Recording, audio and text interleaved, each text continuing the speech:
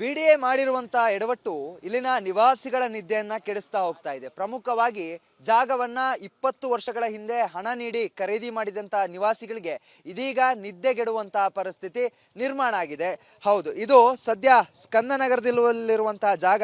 ಈ ಒಂದು ಜಾಗವನ್ನ ಕಳೆದ 20 ವರ್ಷಗಳಿಂದ ಇಲ್ಲಿರುವಂತಹ ನಿವಾಸಿಗಳು ಖರೀದಿಯನ್ನ ಮಾಡ್ತಾರೆ. ಅದಾದ ಬಳಿಕ ತಮಗೆ ಬೇಕಾದಂತಹ ನಿವೇಶನಗಳನ್ನ ಕೂಡ ಕಟ್ಕೊಳ್ತಾರೆ. ಪ್ರಮುಖವಾಗಿ ಚಿಕ್ಕ ಚಿಕ್ಕ ಮನೆಗಳಿಂದ ಹಿಡಿದು ದೊಡ್ಡ ದೊಡ್ಡ ಮನೆಗಳು ಕೂಡ ಈ ಒಂದು ಲೇಔಟ್ ನಲ್ಲಿ ನಿರ್ಮಾಣ ಆಗುತ್ತೆ. ಅದಾದ ಬಳಿಕ ಇಲ್ಲಿಯ ಜಾಗವನ್ನ ಮಾರಿದಂತಹ ಮಾಲೀಕ ಏನಿದ್ದಾನೆ ಆತ ಮತ್ತೆ ಬಿಡಿಎಗೆ ಈ ಜಾಗವನ್ನ ಮಾರುವಂತ ಕೆಲಸವನ್ನ ಮಾಡ್ತಾನೆ. ಅದಾದ ಬಳಿಕ ಬಿಡಿಎ ಈ ಒಂದು ಜಾಗವನ್ನ ಸರ್ಕಾರಿ ಜಾಗ ಅಂತ ಹೇಳಿ ಮೆನ್ಷನ್ ಮಾಡುತ್ತೆ. ಸರ್ಕಾರಿ ಜಾಗ ಆಗಿರೋದ್ರಿಂದಾಗಿ ಇಲ್ಲಿ ಕೆಂಪೇಗೌಡ ಬಡಾವಣೆಯನ್ನ ನಿರ್ಮಾಣ ಮಾಡಬೇಕು ಅನ್ನುವಂತ ಒಂದು ಸಿದ್ಧತೆಯನ್ನ ಕೂಡ ನಡೆಸಿಕೊಳ್ಳುತ್ತೆ. ಯಾವುದೇ ಸರ್ವೆಯನ್ನ ಮಾಡೋದಿಲ್ಲ, ಯಾವುದೇ ರೀತಿಯಾಗಿ ಬಂದು ಸ್ಥಳವನ್ನ ಪರಿಶೀಲನೆ ಮಾಡೋದಿಲ್ಲ. ಜಾಗ ಖಾಲಿ ಇದೆಯಾ ಅಥವಾ ಆ ಒಂದು ಜಾಗದಲ್ಲಿ ಜನರು ನಿವಾಸವನ್ನ ಹೂಡ್ಕೊಂಡಿದ್ದಾರೆ ಅನ್ನೋದ್ರ ಬಗ್ಗೆ ಕೂಡ ಯಾವುದೇ ಪರಿಶೀಲನೆಯನ್ನ ನಡೆಸೋದಿಲ್ಲ. ಏಕಾಏಕಿಯಾಗಿ ಜನರಿಗೆ ನೋಟಿಸ್ ಅನ್ನ ನೀಡುತ್ತೆ. ಇದು ಸರ್ಕಾರಿ ಜಾಗವನ್ನ ಖಾಲಿ ಮಾಡಬೇಕು ಅನ್ನುವಂತಹ ನೋಟಿಸ್ ಅನ್ನ ಕೂಡ ನೀಡುತ್ತೆ. ಆದ್ರೆ ಜನ ನಾವು 20 ವರ್ಷಗಳಿಂದ ಇಲ್ಲಿದ್ದೀವಿ ಅನ್ನುವಂತಹ ಒಂದು ವಾದವನ್ನ ಮಾಡ್ತಾ ಕೋರ್ಟ್ ಮೆಟ್ಟಲನ್ನ ಕೂಡ ಏರುತ್ತೆ.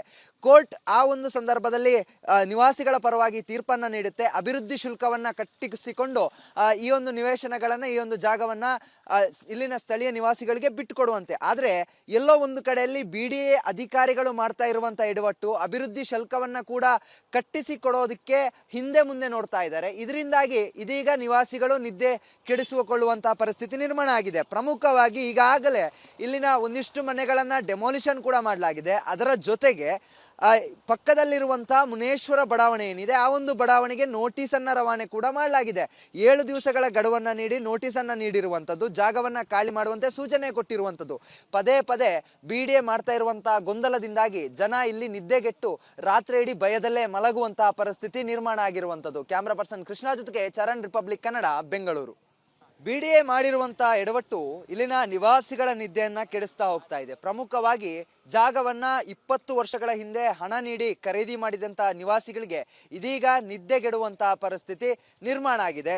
ಹೌದು, ಇದು ಸದ್ಯ ಸ್ಕಂದನಗರದಲ್ಲಿರುವಂತಹ ಜಾಗ.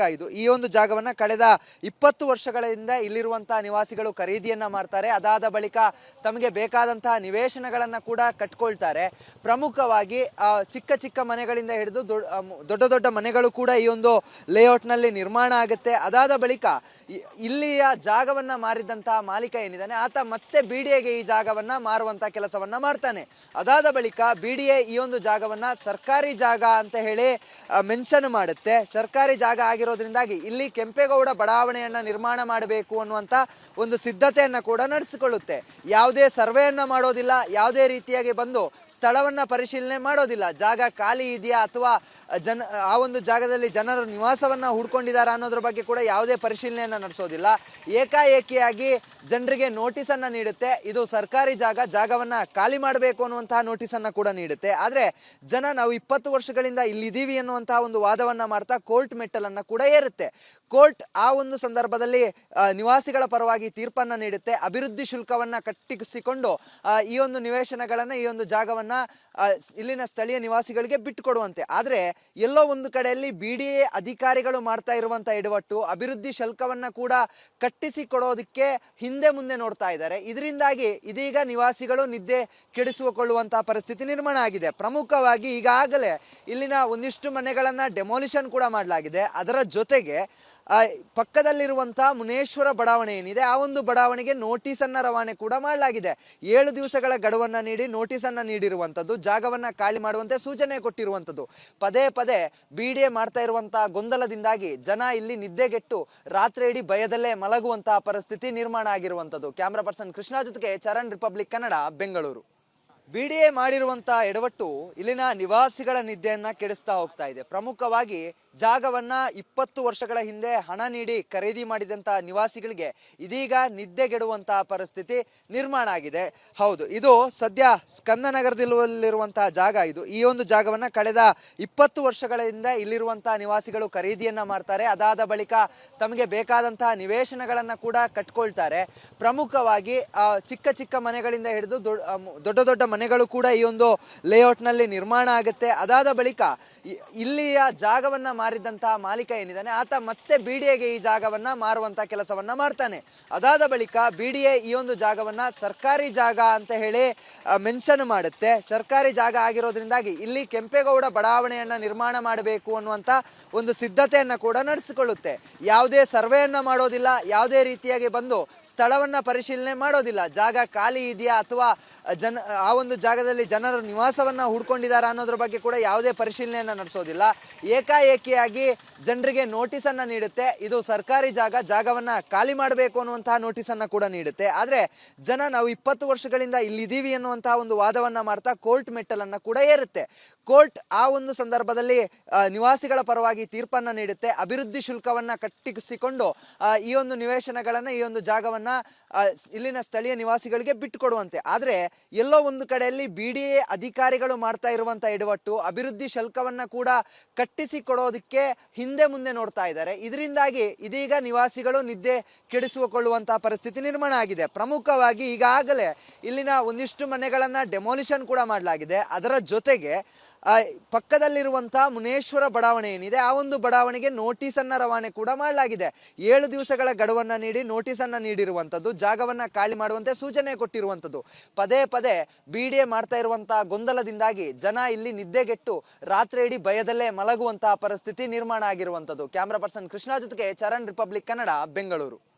ಬಿಡಿಎ ಮಾಡಿರುವಂತಹ ಎಡವಟ್ಟು ಇಲ್ಲಿನ ನಿವಾಸಿಗಳ ನಿದ್ದೆಯನ್ನ ಕೆಡಿಸ್ತಾ ಹೋಗ್ತಾ ಇದೆ. ಪ್ರಮುಖವಾಗಿ ಜಾಗವನ್ನ 20 ವರ್ಷಗಳ ಹಿಂದೆ ಹಣ ನೀಡಿ ಖರೀದಿ ಮಾಡಿದಂತಹ ನಿವಾಸಿಗಳಿಗೆ ಇದೀಗ ನಿದ್ದೆಗೆಡುವಂತಹ ಪರಿಸ್ಥಿತಿ ನಿರ್ಮಾಣ ಆಗಿದೆ.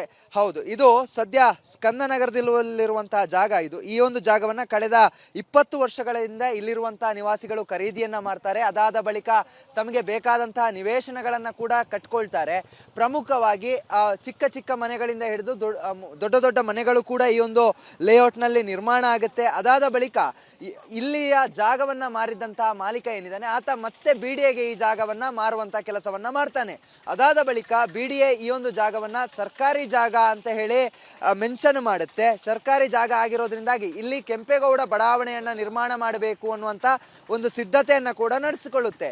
ಯಾವುದೇ ಸರ್ವೆಯನ್ನ ಮಾಡೋದಿಲ್ಲ, ಯಾವುದೇ ರೀತಿಯಾಗಿ ಬಂದು ಸ್ಥಳವನ್ನ ಪರಿಶೀಲನೆ ಮಾಡೋದಿಲ್ಲ. ಜಾಗ ಖಾಲಿ ಇದೆಯಾ ಅಥವಾ ಆ ಒಂದು ಜಾಗದಲ್ಲಿ ಜನರು ನಿವಾಸವನ್ನ ಹೂಡ್ಕೊಂಡಿದ್ದಾರೆ ಅನ್ನೋದ್ರ ಬಗ್ಗೆ ಕೂಡ ಯಾವುದೇ ಪರಿಶೀಲನೆಯನ್ನ ನಡೆಸೋದಿಲ್ಲ. ಏಕಾಏಕಿಯಾಗಿ ಜನರಿಗೆ ನೋಟಿಸ್ ಅನ್ನ ನೀಡುತ್ತೆ. ಇದು ಸರ್ಕಾರಿ ಜಾಗವನ್ನ ಖಾಲಿ ಮಾಡಬೇಕು ಅನ್ನುವಂತಹ ನೋಟಿಸ್ ಅನ್ನ ಕೂಡ ನೀಡುತ್ತೆ. ಆದ್ರೆ ಜನ ನಾವು 20 ವರ್ಷಗಳಿಂದ ಇಲ್ಲಿದ್ದೀವಿ ಅನ್ನುವಂತಹ ಒಂದು ವಾದವನ್ನ ಮಾಡ್ತಾ ಕೋರ್ಟ್ ಮೆಟ್ಟಲನ್ನ ಕೂಡ ಏರುತ್ತೆ. ಕೋರ್ಟ್ ಆ ಒಂದು ಸಂದರ್ಭದಲ್ಲಿ ನಿವಾಸಿಗಳ ಪರವಾಗಿ ತೀರ್ಪನ್ನ ನೀಡುತ್ತೆ. ಅಭಿವೃದ್ಧಿ ಶುಲ್ಕವನ್ನ ಕಟ್ಟಿಸಿಕೊಂಡು ಈ ಒಂದು ನಿವೇಶನಗಳನ್ನ ಈ ಒಂದು ಜಾಗವನ್ನ ಇಲ್ಲಿನ ಸ್ಥಳೀಯ ನಿವಾಸಿಗಳಿಗೆ ಬಿಟ್ಟುಕೊಡುವಂತೆ. ಆದ್ರೆ ಎಲ್ಲೋ ಒಂದು ಕಡೆಯಲ್ಲಿ ಬಿಡಿಎ ಅಧಿಕಾರಿಗಳು ಮಾಡ್ತಾ ಇರುವಂತಹ ಎಡವಟ್ಟು ಅಭಿವೃದ್ಧಿ ಶುಲ್ಕವನ್ನ ಕೂಡ ಕಟ್ಟಿಸಿಕೊಡೋದಕ್ಕೆ ಹಿಂದೆ ಮುಂದೆ ನೋಡ್ತಾ ಇದ್ದಾರೆ. ಇದರಿಂದಾಗಿ ಇದೀಗ ನಿವಾಸಿಗಳು ನಿದ್ದೆ ಕೆಡಿಸಿಕೊಳ್ಳುವಂತಹ ಪರಿಸ್ಥಿತಿ ನಿರ್ಮಾಣ ಆಗಿದೆ. ಪ್ರಮುಖವಾಗಿ ಈಗಾಗಲೇ ಇಲ್ಲಿನ ಒಂದಿಷ್ಟು ಮನೆಗಳನ್ನ ಡೆಮೋಲಿಷನ್ ಕೂಡ ಮಾಡಲಾಗಿದೆ. ಅದರ ಜೊತೆಗೆ ಪಕ್ಕದಲ್ಲಿರುವಂತಹ ಮುನೇಶ್ವರ ಬಡಾವಣೆ ಏನಿದೆ ಆ ಒಂದು ಬಡಾವಣೆಗೆ ನೋಟಿಸ್ ಅನ್ನ ರವಾನೆ ಕೂಡ ಮಾಡಲಾಗಿದೆ. 7 ದಿವಸಗಳ ಗಡುವನ್ನ ನೀಡಿ ನೋಟಿಸ್ ಅನ್ನ ನೀಡಿರುವಂತದ್ದು, ಜಾಗವನ್ನ ಖಾಲಿ ಮಾಡುವಂತೆ ಸೂಚನೆ ಕೊಟ್ಟಿರುವಂತದ್ದು. ಪದೇ ಪದೇ ಬಿಡಿಎ ಮಾಡ್ತಾ ಇರುವಂತಹ ಗೊಂದಲದಿಂದಾಗಿ ಜನ ಇಲ್ಲಿ ನಿದ್ದೆಗೆಟ್ಟು ರಾತ್ರಿ ಇಡೀ ಭಯದಲ್ಲೇ ಮಲಗುವಂತಹ ಪರಿಸ್ಥಿತಿ ನಿರ್ಮಾಣ ಆಗಿರುವಂತದ್ದು. ಕ್ಯಾಮ್ರಾ ಪರ್ಸನ್ ಕೃಷ್ಣ ಜೊತೆಗೆ ಚರಣ್, ರಿಪಬ್ಲಿಕ್ ಕನ್ನಡ, ಬೆಂಗಳೂರು.